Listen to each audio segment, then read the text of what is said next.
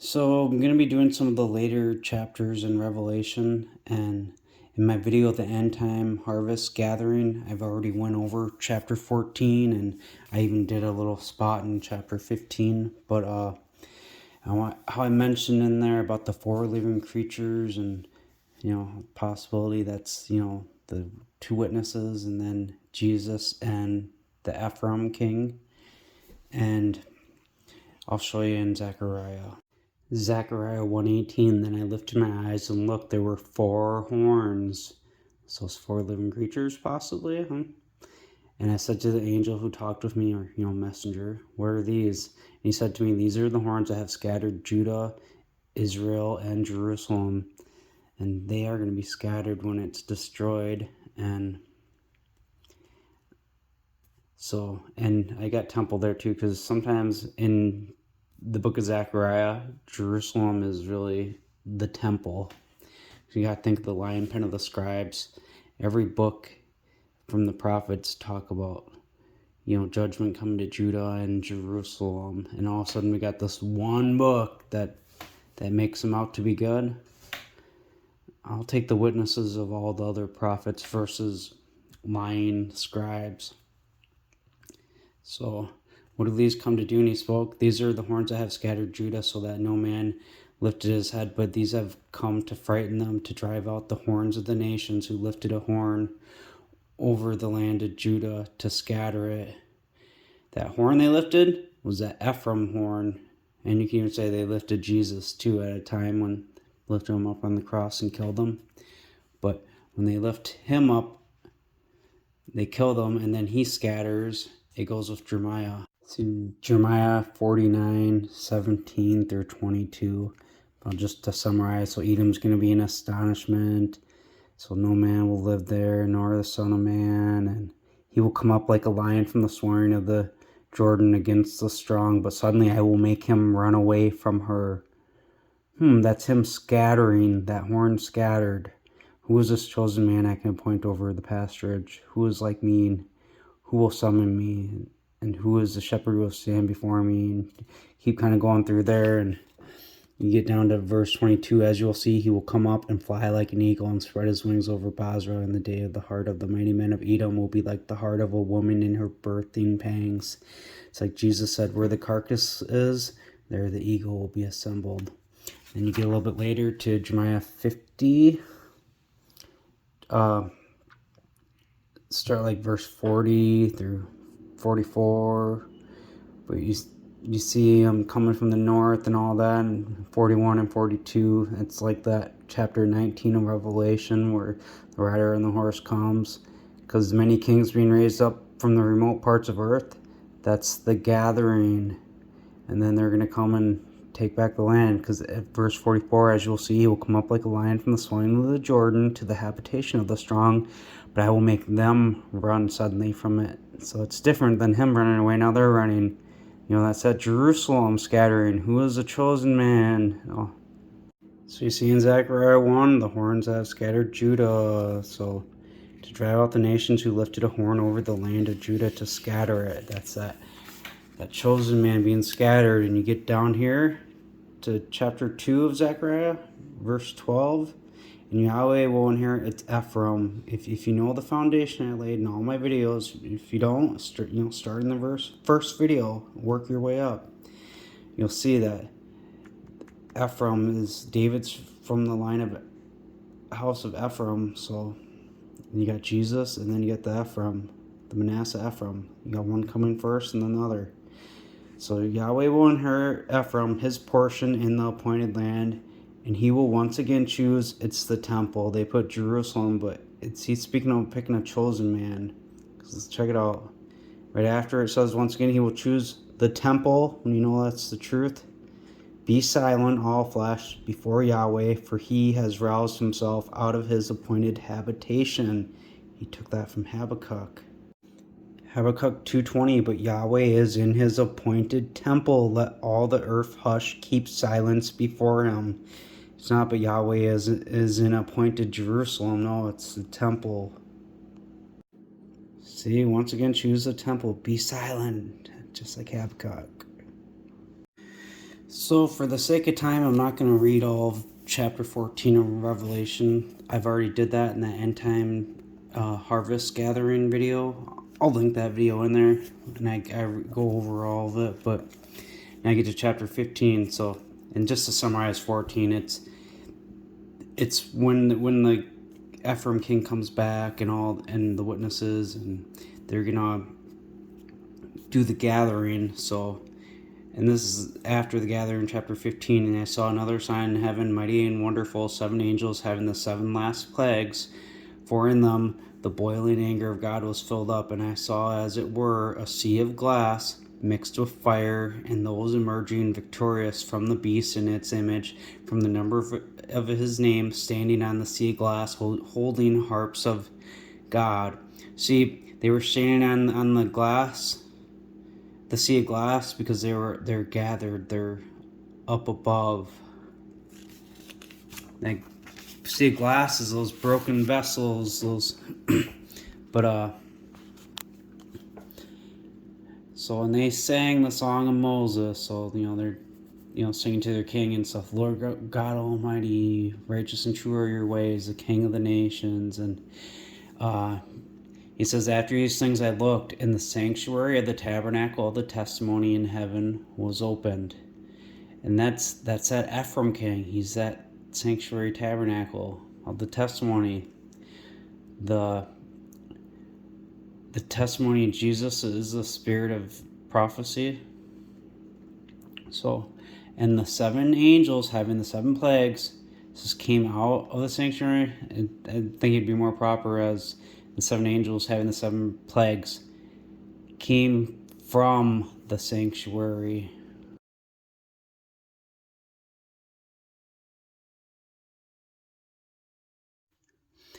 So we see, so them having the 7 plagues that come from the sanctuary, it's because they're gathered here and they're up there and they're about to do the plagues. Zechariah 5:9. Then I lifted my eyes and looked, and what should happen? But 2 women came out, and the wind was in their wings, for they had wings like the wings of a stork, and they lifted up the bowl between the earth and the skies. We know Zechariah talks about the 2 witnesses in here. Those 2 witnesses flying up there.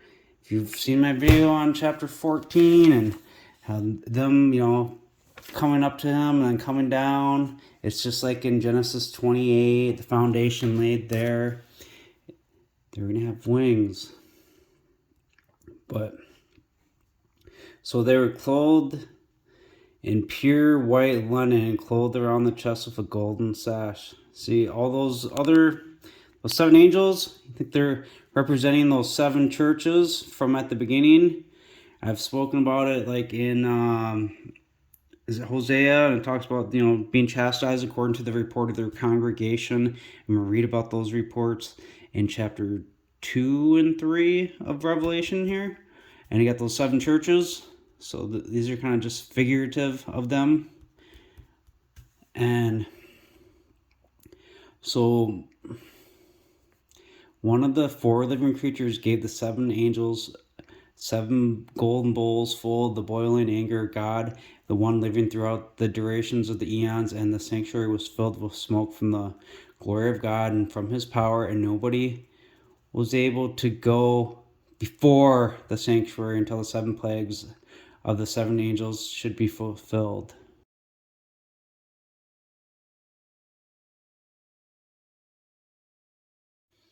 So what it means when it says nobody was able to go before the sanctuary until the 7 plagues of the 7 messengers should be fulfilled, it's speaking about those ones that are going to come and bow down to the king, because the kingdom's going to be established down there. Like, here's one example in Isaiah 60 verse 14.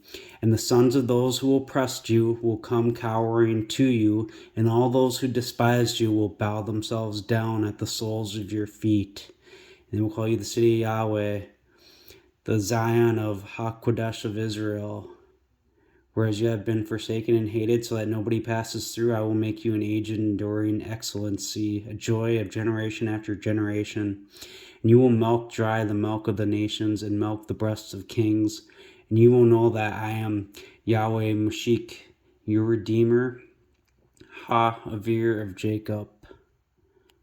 Alright, Revelation 16:1. So all this in 16, it takes place after the two witnesses are resurrected, and they go put a seal on everyone, and the gathering happens. And I heard a loud voice out of the sanctuary saying to the seven angels, "Go your ways and pour out onto the earth the seven bowls of the boiling anger of God."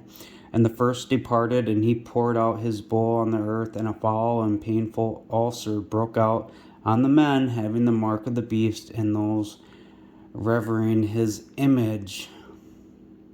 That's just like Zechariah 14:12, and this will be the plague with which Yahweh will strike all the people who have fought against Jerusalem, no, against the temple. These are the lies in Zechariah. This is the favorite book of the Jews and their dispensationalism lies they teach. No other prophet has Jerusalem anything good happening to them. They get destroyed by all the prophets, what they write about them. This is the work of the lying pen of the scribes.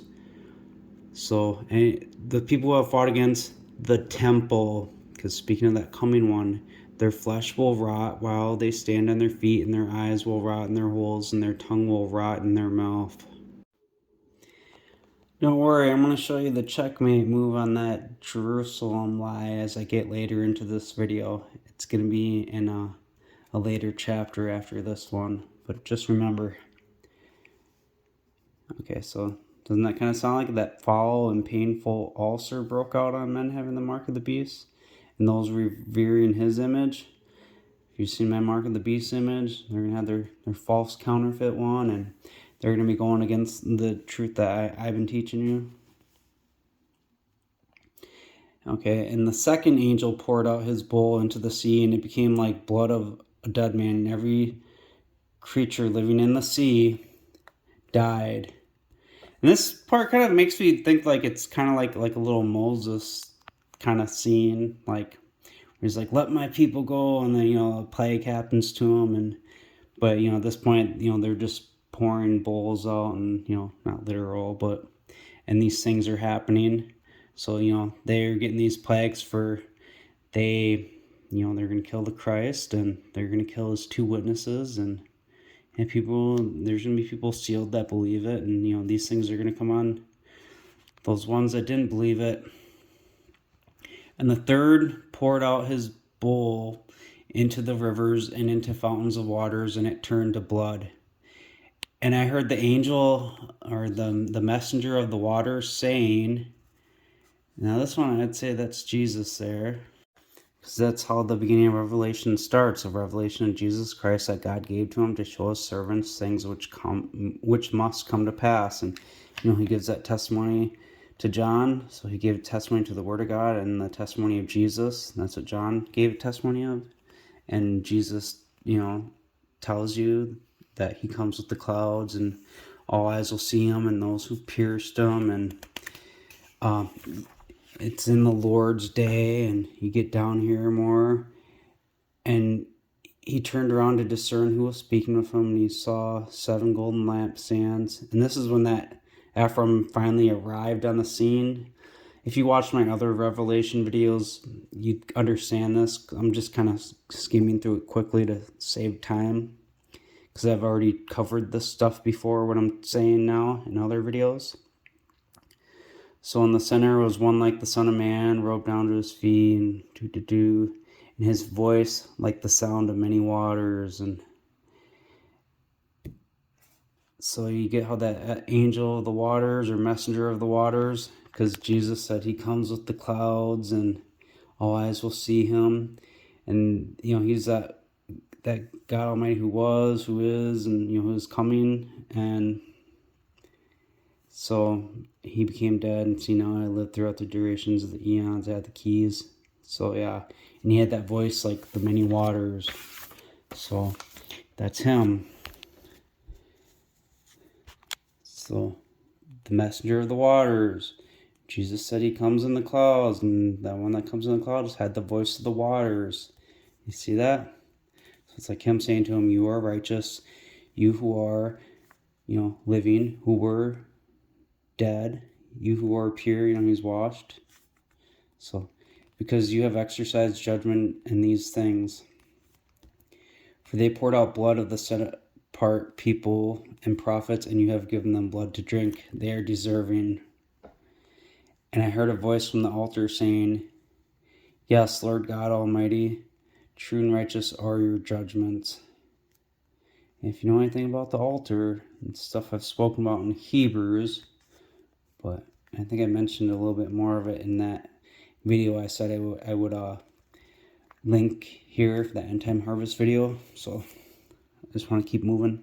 And the fourth angel poured out his bowl on the sun, and it was authorized for him to scorch men in fire, and the men were scorched with intense heat, and the men blasphemed the name of God, holding authority over these plagues, and they did not submit as to give him preeminence. See, they're burdening themselves, and they wouldn't unburden themselves, like submit, repent. And it's like in Jeremiah, it says, for the vengeance of the temple, because he's killed. And that's kind of why these are happening, because people, they don't believe about Ephraim, and they won't believe him when he comes out and tells the truth. They will kill him, but he will rise up on the third day. And the fifth poured out his bowl over the throne of the beast, and the kingdom became darkened, and they gnawed their tongues out of distress, and they blasphemed the God of heaven because of their distress and because of their sores. They did not unburden themselves from their deeds. They're fighting against the temple. It's nothing against fighting against Jerusalem, like Zechariah has inserted from the scribes. It should be the temple, and I'll get to it. I'm almost there. And the angel poured out his bowl on the great river Euphrates, and its water was dried up, so that the road of the kings from the rising of the sun might be prepared. And this is more symbolic stuff, because you hear about the sun going down at noon and morning, like morning for an only sun, like in Amos and other spots. So this rising of the sun, this is, when the Ephraim is resurrected, and this is over 1260 days later, because he dies and then he goes up to heaven for 1260 days. And there's other days mentioned in Daniel. I think it was 1290 and 1335. Hopefully I guess those numbers right. Double check with Daniel though if you want the exact number. And then maybe though, that 1335 days would probably be the end of when these things happen or done, maybe. And out of the mouth of the dragon, out of the mouth of the beast, and out of the mouth of the pseudo-prophet, I saw 3 unclean spirits like frogs, for they symbolize the spirits of demons, performing signs that go out to the kings of the whole inhabited world to assemble them for the battle of the terrible day of God the Almighty. See, those are going to be people in church buildings and stuff, and they're going to be telling you that guy up there, the Ephraim, and the one sending the plagues, they're going to say, oh, he's the Antichrist. He's in place of Jesus. They'll try saying anti means, when anti means he's, against him, when clearly he is for Jesus. And if you had a foundation from Genesis, you would know that there was one to come after him. From Genesis 48 prophecy. So they're all down there. They're going to be lying about him, getting them all ready to fight. So watch out. I come like a thief. Blessed is the one watching and keeping his garment, so that he might not walk naked, and they would see his shame. And he gathered them together into a place which in the Hebrew language is called Armageddon. And this is when they're getting ready to go down there to Jerusalem. And they're going to go to other spots too. But anyways, and the seventh poured out his bowl into the air, and a loud voice came from the sanctuary of heaven, from the throne, saying, "It has come." Then flashes of lightning and thunderclaps and rumblings broke out, and a mighty earthquake, such a severe, so mighty an earthquake, whose likeness has not arisen since men have been on the earth. And the mighty city came to be in 3 parts, and the cities of the nations collapsed, and Babylon the Great came into remembrance before God. See, this last bowl is poured out, that's when that earthquake's going to happen and stuff, and then, he's going to come down and touch on the Mount of Olives, to give her the cup of the wine of the boiling anger of his indignation. And every island fled away, and no mountains were found. And a mighty hailstorm, like a 100-pound weight, dropped down out of the sky, and men blaspheming God because of the plague of the hail, because its plague was extremely severe. So, and actually that probably happened first before he comes down, but I hope that you get what I mean, because this bowl's going to be poured out, and that earthquake's going to happen, that hail, but then the battle's going to happen after that. And then chapter 17, I've covered this in my Mark of the Beast videos, so I can just kind of skim through it, because it talks about that Babylon the Great, the woman drunk from the blood of the set apart people, from the blood of the witness of Jesus. That's just like Jesus said about Jerusalem. Matthew 23:37, Jerusalem, Jerusalem, murdering the prophets, stoning those who have been sent to her. How often have I longed to gather together your children in the way that a bird gathers together her chicks under the wings, but you have not been willing. See now your house is being left to you desolate. For I say to you, you will by no means see me until you will say, exalted is the one coming in the name of the Lord. If you find that Solomon there, it's speaking about the head cornerstone from, I believe it's Psalm 118. And verse 26, but you kind of read the verses before that, and it talks about the stone being rejected, and you start in verse 35 here of Matthew 23. It talks about, against you might come all the righteous blood poured out on the earth, from the blood of the righteous Abel to the blood of Zechariah, and all these things will come against this race. And so Jerusalem, Jerusalem, and your house is being left desolate. You can find all over in Jeremiah about Jerusalem and Judah, their house being left desolate. Jeremiah 9:11, and I will make Jerusalem a heap of ruins, a den of jackals, and the towns of Judah I will make a desolation without inhabitant.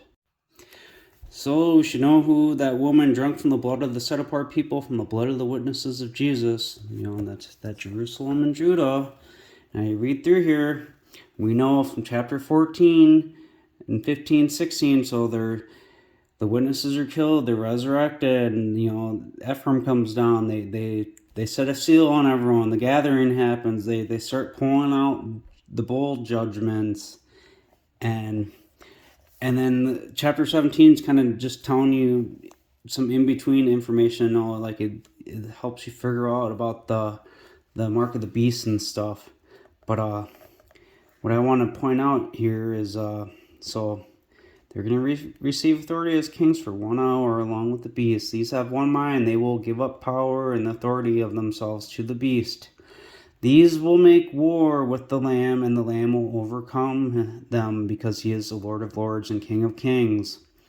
See, the ones that do their fake resurrection, they're going to be against them, and they're ultimately going to cause a war. They're those unclean spirits, like the frogs, this unclean spirit like frogs from chapter 16. They're setting them up to do the battle.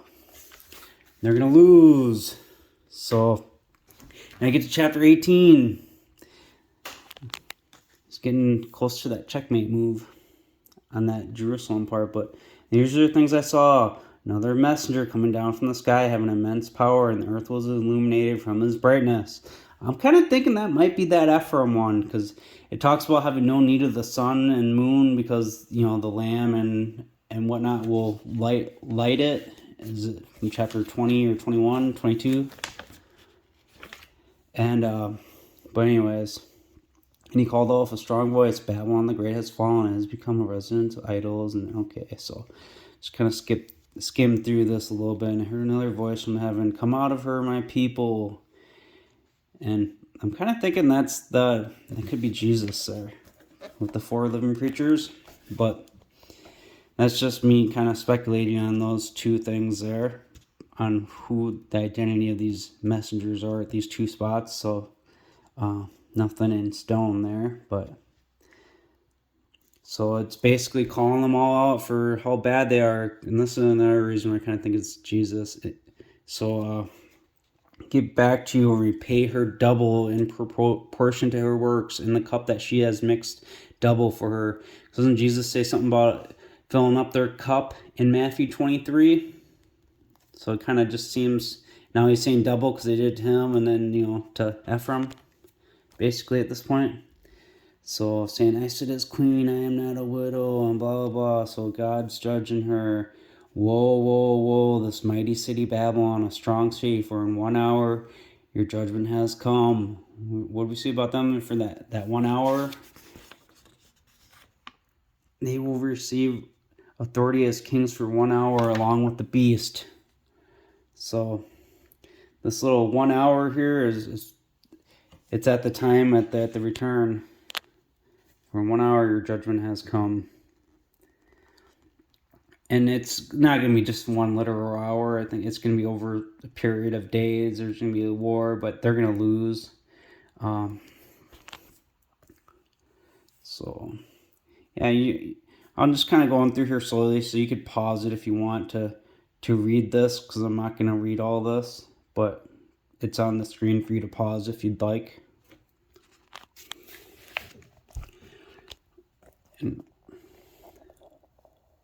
So look, what is comparable to the mighty city? And they threw dust on their heads, and they called out weeping and wailing, woe, woe, that mighty city, in which all having ships on the sea, we are enriched from her wealth. For 1 hour she is brought to ruin. Rejoice over her, heaven, you set apart people and apostles, you prophets, because God has exercised judgment against her in your favor. And one powerful angel or messenger took up a boulder like a large millstone. He threw it into the sea, saying, and I kind of think too, because you got from the shepherd the stone of Israel. I'm kind of thinking this might be like a thing. It's kind of like you put for that took up, he lifted up, raised up. It's like him, Jesus declaring in the assembly that he's king. And he's not literally casting a millstone down there, but it's the Ephraim king coming down there to do the slaughter. Like we read about the rider in the white horse on chapter 19. But so Babylon, the mighty city, will be thrown down. And now check it out. So the sound of a millstone will not be heard in you anymore, and the light of a lamp will not shine in you anymore, and a voice of a bridegroom and bride will not be heard in you anymore. For your merchants were the magnates of the earth, for by your sorcery all the nations were deceived, and in her was found blood of the prophets and set apart people of all those murdered on the earth. Now look at that. The voice of a bridegroom and a bride will not be heard in you anymore. And we know about the blood being, with Jerusalem. But that voice of the bridegroom and bride will not be heard in you anymore, which he's telling to that mystery Babylon. Jeremiah 7:34, then I will cause to cease from the towns of Judah and from the streets of Jerusalem the voice of mirth, the voice of gladness, the voice of the bridegroom, and the voice of the bride, for the land will be desolate. That's checkmate. Judah and Jerusalem is Babylon. And Zechariah 12, Yahweh concerning Israel. And it's funny how they lie in here and they put Judah and stuff all throughout here. And it's telling you it's concerning Israel, but then the majority of it ends up being Judah. No, you got to know the whole Bible and discern these truths. As you will see, I will make the temple a cup of reeling for all peoples on every side.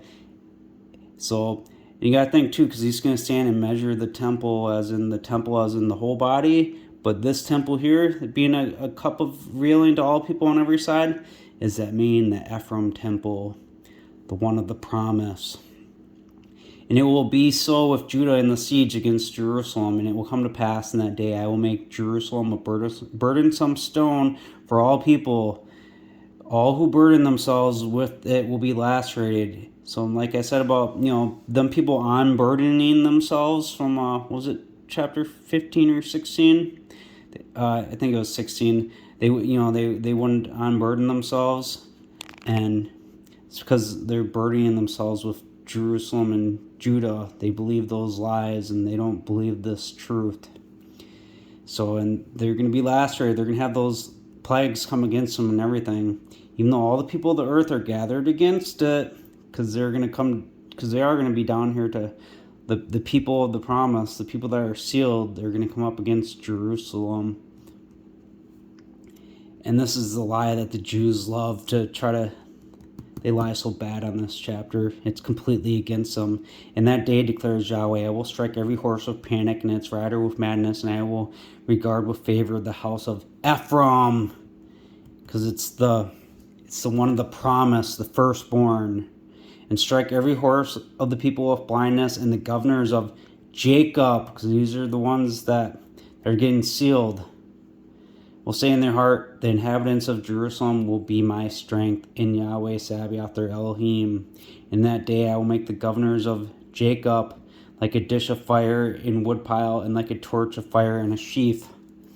And they will devour all the people on every side, on the right hand and on the left, and the temple will be inhabited again as in her own place, as in Jerusalem. I put Shiloh there because it takes me back to like the days of Joshua, before that, when they would have the ark, and they did that in Shiloh. But look at that, this doesn't make sense how I had it. And Jerusalem will be inhabited again as in her own place, as in Jerusalem. It's like, huh? You just tell us it's a lie. It's a temple there. You just got to use a little common sense. Yahweh will also save the tents of, it's Joseph. Or it might even just be Ephraim too, because, David Ephraim. But anyways, so he'll save the tents of Joseph first, so that the glory of the house of David and the glory of the inhabitants of the temple, all those other ones that are going to be saved and sealed, do not magnify themselves against Joseph or Ephraim. So in the day Yahweh will defend the inhabitants of the temple, because he's going to do it with his chosen one, the firstborn, and he who is tottering among them in that day will be like David. David has slayed his tens of thousands, Saul his thousands. You get it? And the house of David will be like Elohim, like the messenger of Yahweh before them.